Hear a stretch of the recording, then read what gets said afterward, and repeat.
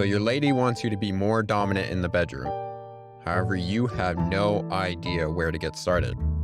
Well, you're in luck because today I'm going to give you a roadmap of how to develop your sexual dominance. We're going to take you step by step from being a very beginner to one day in the future being a master of this and doing extreme dominance. Ladies and gents, I'm Brandon the Dom, and let's go ahead and dive in. First, let's talk about why she's even asking you, or maybe begging you to be dominant in the bedroom. Think about it from this perspective. Whenever you want something in life, there's often a feeling that you're trying to get behind it. For example, you might buy a nice watch because you want to feel respected, you want to feel important, you want to feel attractive or loved, and you think that getting that watch is going to help you get that feeling. And you can pretty much assign this to anything that you're going to desire, especially things that you want to buy. There's often a feeling that buying that is going to fulfill, or at least you think it's going to fulfill. Well, her asking you to be dominant in the bedroom is her actually asking for certain feelings to be fulfilled by you. And by you doing these dominant acts, she's going to feel certain things. So let's talk about those. Most likely, it's going to be some combination of the following. But when she's asking you to be dominant, first off, she wants to feel free. She doesn't want to have to worry about things, what to do, how things should be done, what's going on in the bedroom. She doesn't want to worry about herself. She doesn't want to worry about you. She wants you to take the lead. And in doing so, she gets to be free. She just gets to have fun and enjoy herself and really soak in the pleasure. She also wants to feel safe. She wants to know that you have the capacity to be dangerous or cause harm, but you're in control of yourself and can deliberately exude those attributes at will whenever you want her to feel something. She wants to know that in some sort of situation, you're going to keep her safe because she knows that you can protect her. And you're demonstrating that by doing sexually dominant acts. She wants to feel desired. I think everybody wants to feel desired. But when you're ravishing her, it's showing how much lust you have for her, how desirable she is to you. When somebody owns you, you feel very valued, that somebody has taken ownership over you. And that's what she gets to feel. She also wants to feel important.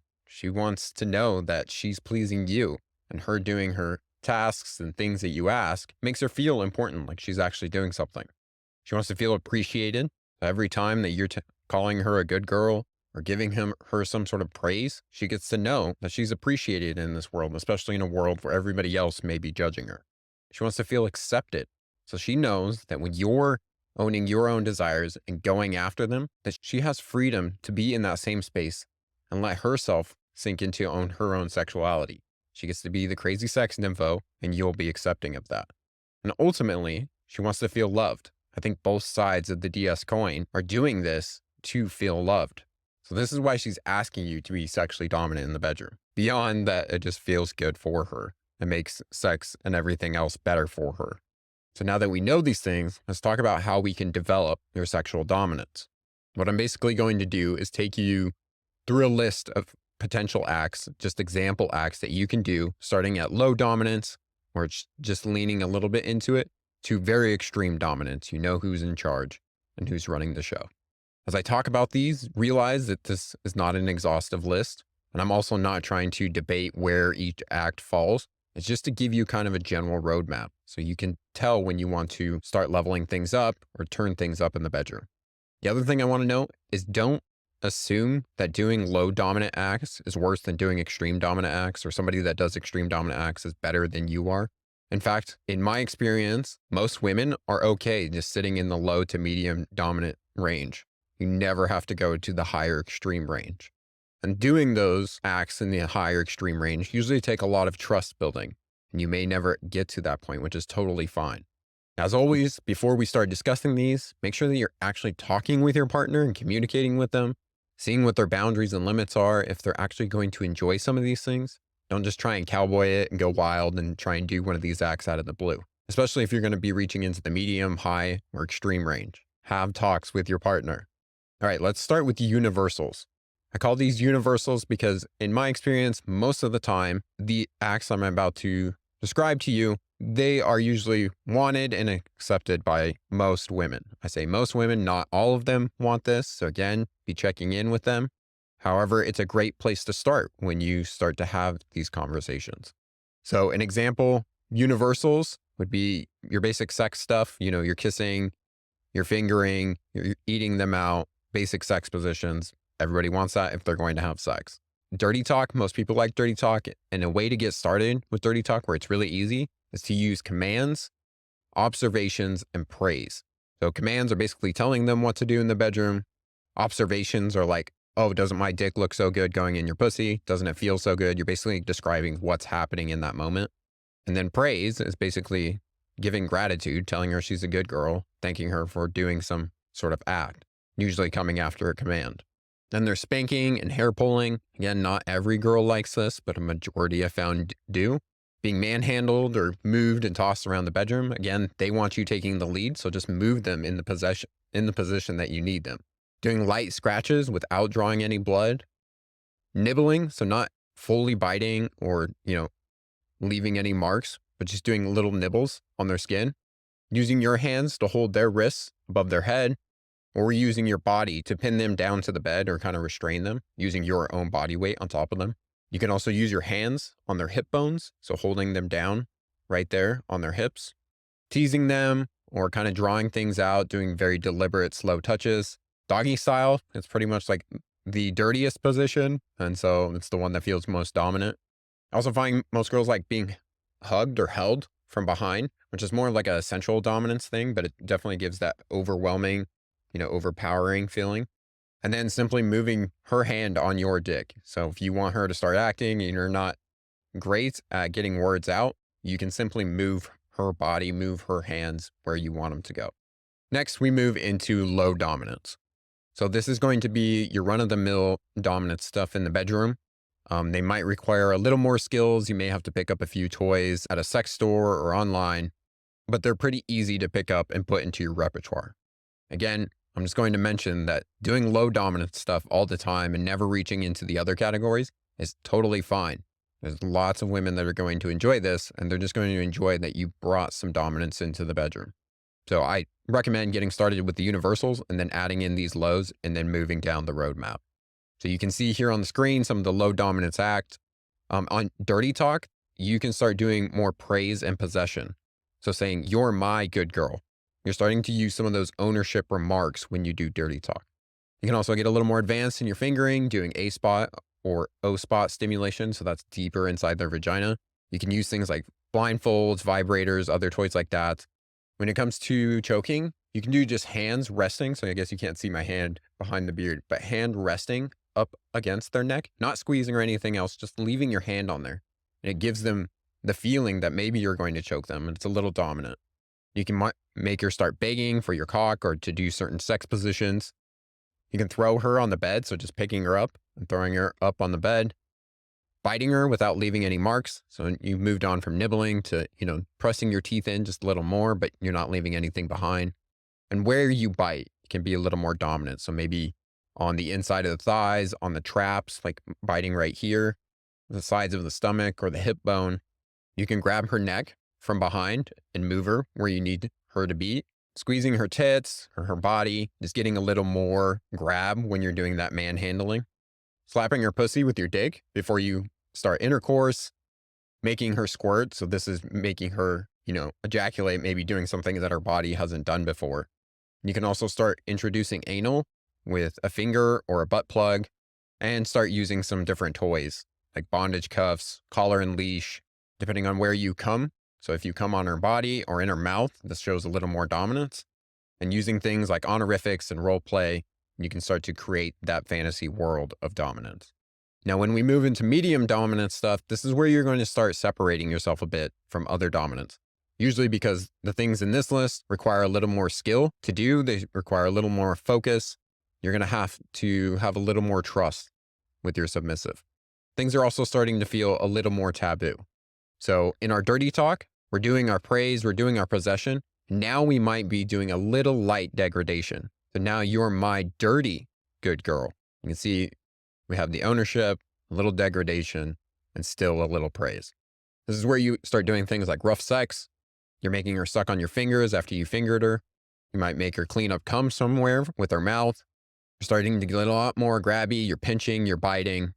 This is where you might also bring in choking, doing light pressure on the sides of the neck.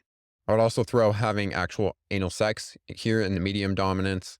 You can also do things like smother her head into the pillow while you're doing doggy. This is like one of my favorite things to do, like grab them by the back of the neck and push their head into the bed while we're doing doggy style. You can also start using gags, either with like a ball gag or using her own panties as a gag, and using other toys like a spreader bar or doing some impact play. You can do orgasm control, denial, and edging. This is basically taking control of her orgasm, and you say when she's going to come. So you can make her beg for it. You can edge her to the point, and then you can tell her that she can't have an orgasm and deny that. You can also bring in rules and punishments. So if she's doing different tasks outside of the bedroom, and you guys are taking this to a little more of a 24/7 dynamic, then you might have different rules in place where you have punishments and rewards for those rules. And you might also be extending this outside the bedroom to public, going to play parties or on little dates, and you guys have some sort of DS dynamic there as well. All right, looking at high dominance, these things are going to need a lot more skill to do. They're going to be much more taboo, and you're going to be exerting a lot more control. Now, unless these things are like one of her favorite things ever, or she has a fetish around it, I suggest only doing these things every so often, just because of how intense they are. Otherwise, it's like 100% intensity all the time, and that's just going to wear everybody out. So some examples of this, like in our dirty talk, we're now adding in more degradation and adding in more behavior control. So if you've already had rules with punishments and rewards going on, you may be reinforcing that during your dirty talk. You also bring in things like face fucking, doing things like rope bondage. That takes a lot more skill, so I throw it in the high dominance. Slapping her face. You can also do a foot on her head while doing doggy. So this is very hard to do, but you basically have to reach your foot around and put it on her head while you're fucking her. You can be leaving marks behind from doing impact play or biting, but also put much of the sadism and torture things in here because oftentimes you're leaving a lot of marks, and anything that you're basically controlling the way that she lives. You're getting more into that 24/7 dynamic, the slave territory, where you're doing behavior control and modification. And then the last category is extreme dominance, and it's totally fine if you never reach this. These acts are basically going to 100% tell her who's in charge. And oftentimes, these include acts of degradation, objectification, and humiliation. You're basically making her less than you so that she feels the power differential. These acts are going to require a lot more skill and a lot more aftercare because of how much they're going to mess with both of your guys' psychology. So unless you guys are really prepared for this, I don't recommend starting right off the bat with extreme dominance. Some of these things are like doing master-slave dynamics or total power exchange, where you are 100% in control of everything. Free use in CNC. So obviously here you can totally tell that you're going to need a lot of discussion beforehand before you start doing some of these things. As I mentioned before, humiliation, degradation, and then anything that we put into the edge play category just because of how high risk it is. So this kind of gives you a roadmap. What I recommend doing is starting with the universals and, maybe the low category. Pick your favorite things or the ones that are going to excite you the most, and then get really, really good at those. It's better to have a few items that you're really good at than trying to do everything mediocrely. On top of that, I want to discuss a few principles that are going to separate you from other DOMs, because the secret to dominance is how you do an act is much more important than what the actual act is. Because two DOMs who have the exact same skill set are doing the exact same act on the exact same person, that submissive, is going to feel it different from each DOM. Because maybe they're technically proficient, but the way they're delivering it is going to make her feel something different. Remember, going back to the beginning of the video where we talked about the reason she's asking you guys to do these things is because she wants to feel a certain way. So this brings us to principle number 1, which is to deliver your act with competence and confidence. Now, you're probably watching this video, and if you made it to this point, you're like, Brandon, the reason I'm watching this video is because I'm not confident in any of these things. I'm not competent. I've never done it before. And I totally get that. First off, this is not something you want to fake. They're going to totally tell when you're faking. So it's better that you tell them you're a beginner at this, you're just trying it out, and let them know that you just want to try a couple things. And obviously tell them what those things are and have a discussion about it. The way, though, that you get more confident and more competent is practice and exposure. So in order to get confident, you basically have to be doing the act over and over again. Now, some of these acts, you don't have to have anybody there to do. Personally, when I was first starting to learn how to use a flogger, I probably hit a pillow like 100 or 200 times before I ever took it and hit a girl with it. So what I recommend doing is getting some mentors, going to workshops, going to some courses, and learning how to technically do one of these acts. And then if you can practice it on your own, do that. Now, sometimes you're not going to be able to practice it on your own. You literally need her there in order to do it. In which case, start from the beginning, tell her that you're a beginner and you're learning how to do this, but you took some courses or whatever, and you would like to try it out with her. Make it fun for both of you. And then as you're going forward in the future, just have it as a regular part of your sex every time that you have sex, up until the point that you feel competent that you can do it at any time. In order to gain confidence, which is more of like an inner feeling for you, you basically need to do it over and over again on a woman and see her reaction. Because what you're doing in the process is basically performing the act, you're owning your desires that you want to do the act, and then you're seeing that she gets pleasure from it. And every time that loop happens, it makes you want to do it more. You're like, oh, this is amazing. Like, she's getting a lot of pleasure out of doing this. And eventually, you're going to get confident in doing the act. It will become second nature to you, and you'll almost be able to predict how she's going to feel. And that's when you start to become a master around one of these techniques, because you can weave it in with other things that you're doing in order to create a symphony of feelings for her. But you have to first learn what those reactions are. And the only way that you do that is exposure, doing it over and over again. Now, when you start this stuff, you're probably going to feel pretty weird, especially if you're not naturally dominant. That's totally fine. I went through the stage of having shaky hands, of having a crackly voice as I'm trying to command her to do something. Everybody does. Again, when you're beginning, just own it, be honest with her, and tell her that you're just starting to learn. She's probably going to be pretty nice about it and just excited that you're trying things out. The second principle is sequencing. So this is not only how you do the act, but when you're doing that act. We never want to go from 0 to 100, going from low dominance to extreme dominance in a very short amount of time. That's going to be very jarring for everybody. You want to think of sex more like a symphony, where each portion of that symphony, each act, has its own part and slowly builds up over time until it reaches a crescendo, the most intense portion of that symphony. And then it comes back down to baseline, leaving the listener very pleased and very satiated.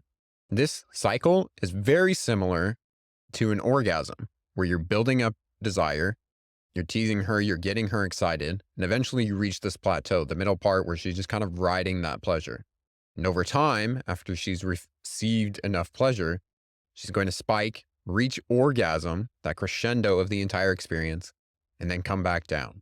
So what you want to do is kind of use this as a model of placing your acts and figuring out which acts are going to be used to build desire and excitement, which ones are to just hold out pleasure, and which ones are going to tip her over the edge. My advice is, when you're using this roadmap, is to start from the low dominance and move towards extreme dominance as your scene or your sex session proceeds. Doing this is going to be benefit to both of you, actually. It's benefit to you because you get to practice the less risky, low dominance stuff first and move your way towards being more dominant as you get more confident within that one session. So you're going to hear her responses. You're going to see how much pleasure that she's getting. It's going to make you more confident to do the next thing. On her side, it's going to allow her to warm up. And the more that she can warm up, the more the blood is flowing, the more that she's aroused, the more pleasure that she's going to get from these other acts. And a lot of the medium to extreme acts actually require her to be pretty aroused for it to be pleasurable. If you did it right in the beginning, it's actually going to hurt a lot of times. You can also think about every one of these single acts. So if we took spanking or choking, for example, there's usually like a mild version of it, and then there's like a really wild version of it. So even in one act, I recommend starting on the more mild version. So you can think about spanking. If you're at home in the bedroom and you just kind of bent her over and lifted up her skirt and smacked her on the ass once, it's going to be pretty mild compared to if you're out in public and you tell her to hike up her dress, take off her panties, you bend her over the knee in some dressing room or something. It's going to be a little more wild. There's a little more tabooedness to it, and everything's just a little more exciting. You can do this with any one of the acts. There's usually a mild version of it and a more wild version. So When you're starting out, to warm everything up, you start mild and low. And as you progress in the scene or as you progress in your sex session, you're moving towards the more extreme end of dominance and moving towards the more wild version and the intensity of the act. The last principle I want to bring up is keeping tension. So, dominance and submission are naturally polarizing.